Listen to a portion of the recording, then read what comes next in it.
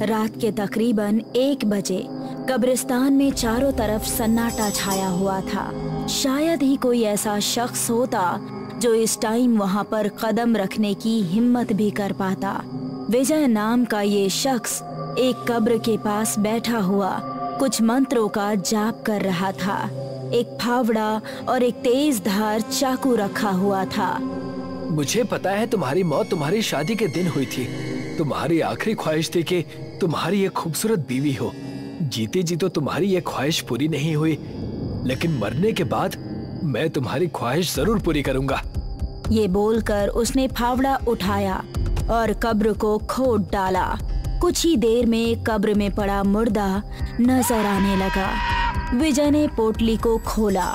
उसके अंदर एक ईयररिंग, एक रिस्ट वॉच और एक गले का पेंडेंट रखा हुआ था।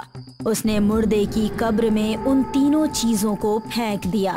फिर उसने चाकू उठाया और अपनी उंगली पर एक कट लगाया। उसकी उंगली से खून निकलकर कब्र में पड़े मुर्दे के शरीर पर टपकने लगा।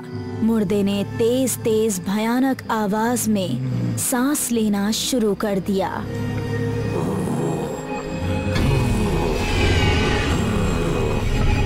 जाग जाओ, जाग जाओ, जाग जाओ। वो बेजान मुर्दा भयानक आवाज करता जाग उठा। आंखें तेज पीली थी और आधे चेहरे पर मिट्टी भी लगी हुई थी। ये सैटरडे नाइट थी। क्लब में पार्टी का अच्छा खासा माहौल बना हुआ था।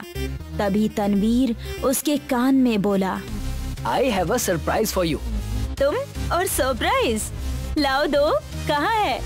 यहाँ शोर शराबे में नहीं, चलो बाहर चलते हैं। तनवीर श्वेता को क्लब से बाहर ले आया। अब वो दोनों बिल्कुल अकेले थे। अब बताओ ना, कहाँ है मेरा गिफ्ट? सरप्राइज है यार, अपनी आंखें तो बंद करो। उसकी बात सुनकर श्वेता ने आंखें बंद कर ली। तनवीर ने अपने पॉकेट से एक अंगूठी निकाली और फिर बोला, अब आंखें खोलो। वाओ, कितनी प्यारी रिंग है। तभी तनवीर के पीछे से मुर्दे के सांस लेने की भयानक आवाज आने लगी।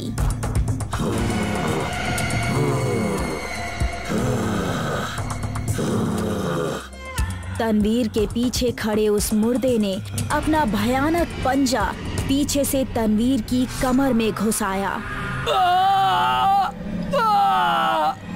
तनवीर के पेट और मुंह से खून निकल पड़ा और उसने श्वेता का हाथ भी पकड़ लिया था। श्वेता ने बड़ी मुश्किल से उसका हाथ छुड़ाया, लेकिन उस मुर्दे ने श्वेता की टांग पकड़ ली। श्वेता जमीन पर गिर पड़ी। अगले ही पल वो श्वेता के ऊपर आ गया और अपनी पीली जर्द आंखों से उसकी आंखों में घूरने लगा। श्वेता की आखिरी चीख फिजा में गूंज कर रह गई और फिर एकदम सन्नाटा छा गया। उसके कुछ देर बाद मुर्दा बॉयज हॉस्टल के पीछे पहुंचा, जहां पर विजय खड़ा हुआ पहले से ही उसका इंतजार कर रहा था।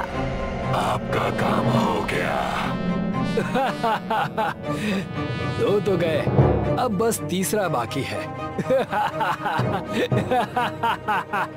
तुम जाओ और जाकर अपने कब्र में वापस लेट जाओ। कल जब तुम मेरा आखिरी काम पूरा करोगे तो तुम्हारी भी आखिरी ख्वाहिश पूरी हो जाएगी। उसकी बात सुनकर मुर्दा मध्यम चाल चलता हुआ वहां से निकल गया। विजय फिर अपने कमरे में पहुंचा। तू इतनी रात में कहाँ गया था? ये सुनकर उसने रहस्यमयी तरह से मुस्कुराते हुए कहा, बस ऐसे ही ताज़ी हवा खाने गया था। ऐसा कहकर वो बेड पर लेट गया और उसको कुछ दिनों पहले गुजरा एक दृश्य याद आने लगा।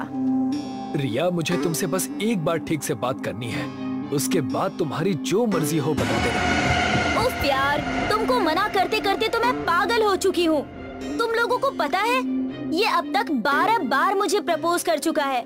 मैंने हर बार मना किया, लेकिन फिर भी देखो ये कितना बेशर्म है। अब सबके सामने पीछे पड़ रहा है। ये सुनकर रिया के साथ खड़े विजय को अजीब तरह से देखने लगे। मेरी शादी मेरे पापा ने विशाल से फिक्स कर रखी है। अगर मैंने उसे बताया तो वो पता नहीं तुम्हारा क्या हाल करेगा, और इसीलिए तुम्हारी भलाई इसी में है कि मुझे भूल जाओ। ये इंसल्ट विजय को बर्दाश्त नहीं हो रही थी। वो गुस्से से रिया, श्वेता और तनवीर को घूर रहा था। तभी वहाँ पर राहुल आ गया। विजय, तुम मेरे साथ आ यहाँ। राहुल उसको खींचकर वहाँ से ले गया, लेकिन ये इंसल्ट विजय को बर्दाश्त नहीं हुई और उसने तीनों से बदला लेने की ठान ली। ये बात याद करके विजय श्वेता और तनवीर की मौत के बारे में सोचकर खुश हो रहा था। सुबह जब रिया को श्वेता और तनवीर की मौत की खबर मिली तो उसके गम का कोई ठिकाना नहीं रहा। वो पूरे दिन अपने फ्लैट पर ही रही और उनको याद करते हुए आंसू बहाती रही।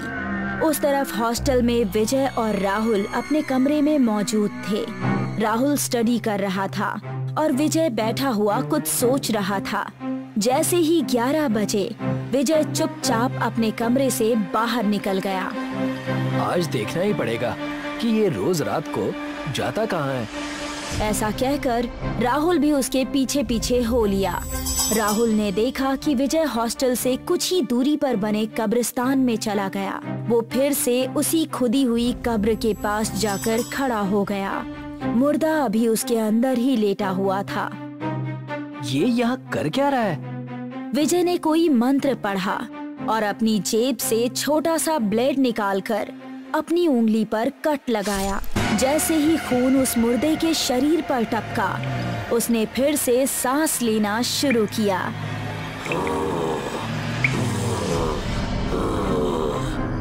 उसकी भयानक आवाज सुनकर राहुल का खून सूखने लगा था।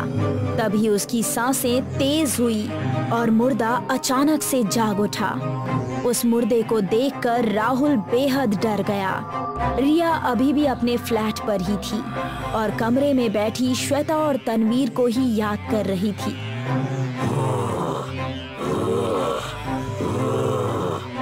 तभी उसको मुर्दे की सांस लेने की भयानक आवाज आने लगी और वो चौंक पड़ी। कौन है? ऐसा कहते हुए वो खड़ी हुई और फिर मध्यम कदमों से कमरे से निकलकर स्टोर रूम की तरफ जाने लगी।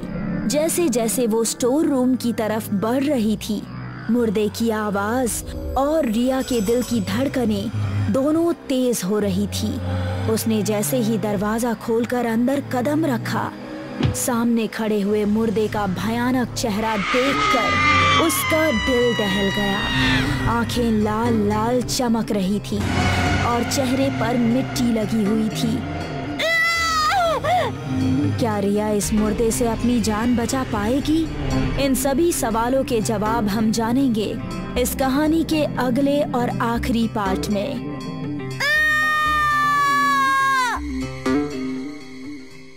गांव के एक बूढ़े को शहर के कुछ लोग घेर कर खड़े थे। आप बड़े लोगों का हमारे गांव की तरफ कैसा आना हुआ? आपकी नजर में तो हम गंवार हैं ना, बेवकूफ हैं, पिछड़े हुए हैं, उल जुलूल बातों पर विश्वास करते हैं। दादा, हमसे क्यों नाराज होते हो? हम तो लोकल न्यूज़पेपर से हैं। आपसे वो जो 5 मर्डर हुए थे उसके बारे में जानने आए हैं। अरे बाबू साहब, हमें अकेला छोड़ दो, हम गांव वालों को चैन से जीने दो।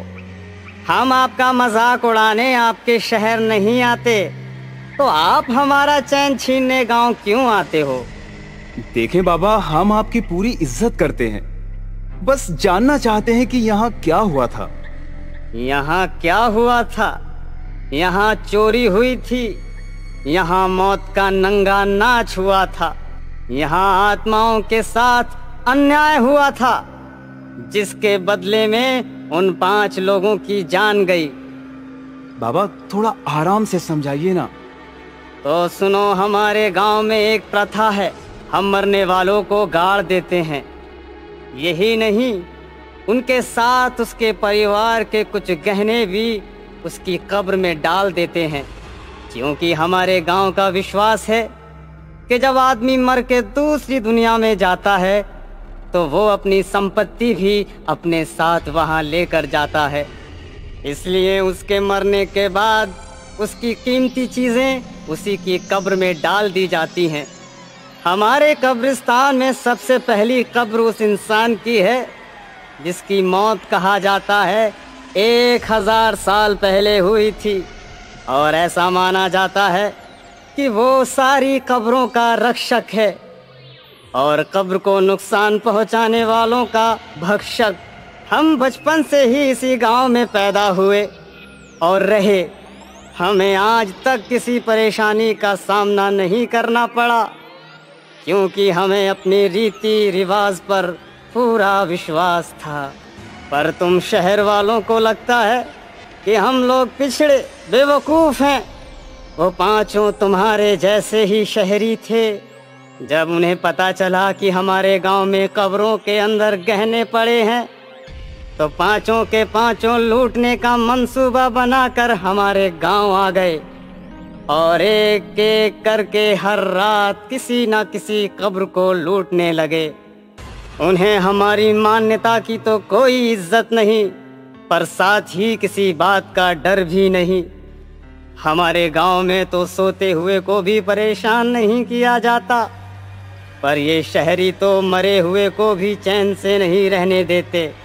उन पैसों के लालच का ये खेल चलता रहा। लगभग 7 दिन लगातार चला। वो पांचों कब्रों को लूटते रहे। 8वां दिन अमावस का था और उन सब की शुरुआत उसी दिन से हुई जब पांचों अपना रात का काम निपटा कर वापस लौट रहे थे। तो तभी उन्हें कुत्तों की आवाज़ें सुनाई देने लगी। वैसे तो ये आवाज़ रोज़ आती थी, पर उस दिन कुछ ज़्यादा ही तेज़ थी। तभी उनके सामने एक कुल्हाड़ी आकर गिरी। इस कुल्हाड़ी पर खून लगा हुआ था। जब 5 में से 4 दोस्तों ने पीछे मुड़कर देखा, तो उनके 5वें दोस्त का केवल धड़ बचा था। सर कुछ दूर गिरा पड़ा था। इससे पहले कि वो कुछ कर पाते, कुल्हाड़ी वापस पास में लगे एक पेड़ पर चली गई और उस पेड़ पर एक आकृति दिखाई दी जिसके 4 हाथ थे। चारों हाथों में कुल्हाड़ी थी। उसके बाल और उसका पूरा शरीर सफ़ेद था और उसके बालों से मानो खून टपक रहा हो। ये सब देखकर बचे हुए चारों बदहवास भागने लगे और कार में बैठकर गांव में जो किराए का घर लिया था वहां पहुंच गए। जैसे ही घर पहुंचे और दरवाज़ा खोला, तो उन्हें पिशाच सामने खड़ा हुआ दिखाई दिया। इससे पहले कि वो बाहर जाते, दरवाज़ा अपने आप बंद हो गया और देखते ही देखते कुल्हाड़ी और 2 लोगों के सर काट चुकी थी। अब 5 में से केवल 2 बचे थे। दोनों जैसे तैसे दरवाज़ा तोड़कर बाहर भागे, पर दोनों इससे पहले कि अपनी कार में बैठ पाते, एक को कुल्हाड़ी लगी और उसका पूरा शरीर 2 भागों में बट गया। 5वां और इकलौता बचा हुआ आदमी कार लेकर भाग गया।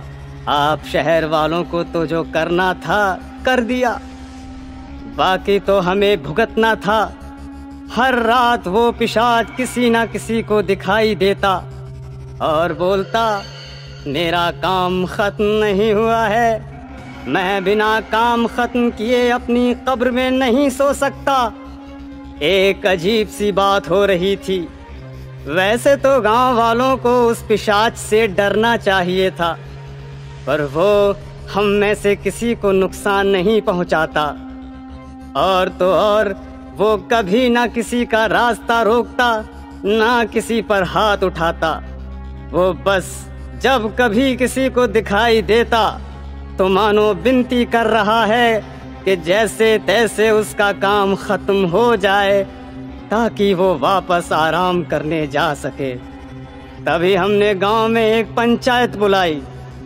गांव के सारे बड़े बैठे और जब हम सब ने पता लगाया तो पता चला कि ये चोर 5 थे, जिसमें से केवल 4 मारे गए थे।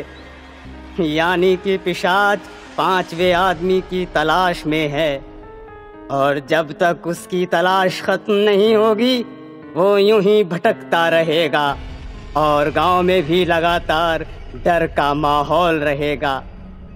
और हमें पता था कि आप शहर वाले किसी की इज्जत करें ना करें, पैसों की बड़ी इज्जत करते हैं, तो हमने आप में से ही कुछ लोगों को कुछ पैसे का लालच दिया, और देखते ही देखते हमारे पास कुछ चंद पैसों के बदले उस 5वें आदमी को अगवा करके पहुंचा दिया गया। हम सब गांव वालों ने उस 5वें आदमी को बोरे में डाला और कब्रिस्तान में छोड़कर दूर खड़े हो गए। जैसे ही रात हुई हमें किसी के चीखने की आवाज आई। हमें समझ में आ गया कि क्या हुआ। वो दिन है और आज का दिन है, हमारे गांव में शांति है। आप हमें कातिल कह सकते हैं, पर हमने शक्ति के संतुलन को बराबर किया, जो संतुलन आप जैसे शहर वालों ने आकर तोड़ा था। और देखिए आज आप फिर आ गए। ध्यान रहे आज अमावस की रात है और आज भी रात होने वाली है। अभी सूरज डूबा नहीं है, आपके पास समय है वापस जाने का। बाकी आपकी मर्जी, पर हम किसी बात के लिए जिम्मेदार नहीं होंगे। मस्तानापुर गांव में वसीम खान अपनी पत्नी शबनम और बेटी आयत के साथ रहता था। वैसे तो वसीम खान कब्र खोदने का काम करता था, लेकिन उसके पास शानदार घर और कार थी। गांव के लोगों को आश्चर्य होता है कि वसीम खान के पास इतनी दौलत कहां से आई। कोई पूछता तो वसीम कहता कि उसे एक बार कब्रिस्तान में सोने के आभूषणों से भरा घड़ा मिला था। उसी सोने को बेचकर उसने शानदार घर बनवाया और कार खरीदी। हालांकि लोग उसकी बात पर यकीन नहीं करते थे। आज वसीम खान का साला सलमान उसके घर आया था। सलाम वालेकुम जीजा जी। वालेकुम अस्सलाम। और सब खैरियत तो है? हाँ जीजा जी, बस अल्लाह की दुआएं हैं। आपने तो बड़ा शानदार घर बनवा लिया। 5 साल पहले जब मैं आया था तब तो यहाँ कुछ भी नहीं था। सब बताता हूँ, पहले तू कुछ खा पी तो ले। अरे शबनम, जरा बेटी आयत को बुलाना, अपने मामा जान से नहीं मिलेगी क्या? शबनम जब आयत के कमरे में पहुंचती है तो देखती है कि आयत पंखे में फांसी लगाकर लटकी हुई है। शबनम आयत को अपने दोनों कंधों से सहारा देती है, तब जाकर आयत की जान बच पाती है। क्या हुआ बेटी? किसने तुझे फांसी पर लटकाया? मुझे नहीं पता अम्मी, मैं सो रही थी, जब जागी तो पंखे से लटकी हुई थी। शबनम वसीम और सलमान को कमरे में बुलाती है। आज ये चौथी बार हुआ है, आप अपना काला धंधा बंद कर दो। वो आत्माएं हमारा पीछा नहीं छोड़ रही हैं। कौन सी आत्माएं? अरे कोई आत्माएं नहीं, मैंने एक बहुत पुराने पीर बाबा को बुलाया है, वो सब ठीक कर देंगे। सलमान, तुम मेरे साथ कब्रिस्तान चलो, मैं तुम्हें काम सिखाता हूँ। वसीम सलमान को लेकर कब्रिस्तान पहुँचता है। वहाँ एक परिवार अपने किसी संबंधी की लाश लेकर आया हुआ था। वसीम मुर्दे के लिए कब्र खोदता है और सलमान भी उसकी मदद करता है। कुछ देर बाद परिवार मुर्दे को दफनाकर वसीम को 200 रुपए देता है और चला जाता है। जीजा जी, अगर आपने एक दिन में 5 मुर्दे भी दफनाए तो भी आपकी एक दिन की कमाई 1000 हुई, यानी 30,000 महीना। इतने में तो आप इतना शानदार घर नहीं बनवा सकते। ठीक कहा। अब मैं बताता हूँ कि मैं पैसे कैसे कमाता हूँ। अभी जो हमने मुर्दा दफनाया उसे दोबारा बाहर निकालो। ये आप क्या कह रहे हैं? मैं जो कह रहा हूँ वैसा करो। चलो कब्र खोदने में मेरी मदद करो। वसीम कब्र खोदता है और ताबूत से मुर्दे को बाहर निकाल लेता है।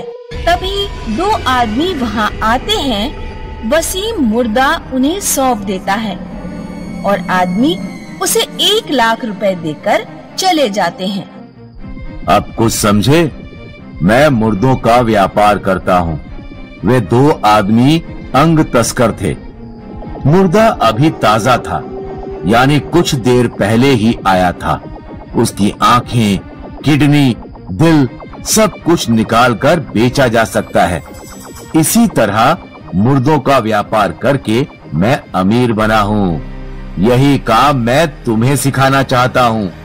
वसीम और सलमान उस रात जब घर पहुँचते हैं तो शबनम रो रही थी। अब क्या हो गया?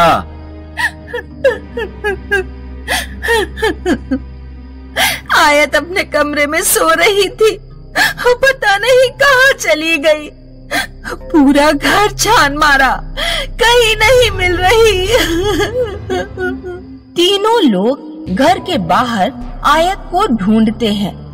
उनके घर के आंगन में एक बगीचा था। वो देखते हैं कि बगीचे के बीचों बीच कोई गड़ा हुआ है। वसीम और सलमान तुरंत जमीन खोदते हैं। जमीन के अंदर आयत गड़ी हुई थी। वो जिंदा थी, उसकी सांसें चल रही थी। मेरी बच्ची, ये सब तुम्हारे साथ क्या हो रहा है? मैं शमा बानो हूँ। तेरे पति ने मेरी लाश उन दरिंदों को सौंप दी थी। मैं तेरे पति और तेरे परिवार से बदला लूंगी। ऐसा कहकर आयत बेहोश हो जाती है।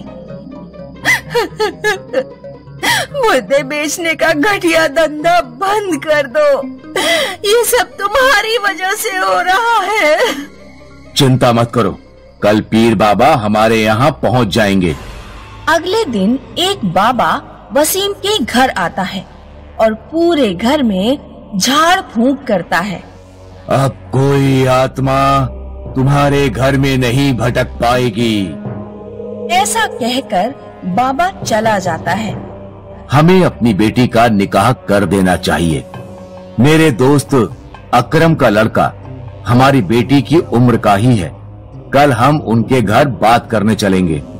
अगले दिन वसीम, शबनम और सलमान कार से अकरम के घर की ओर निकलते हैं।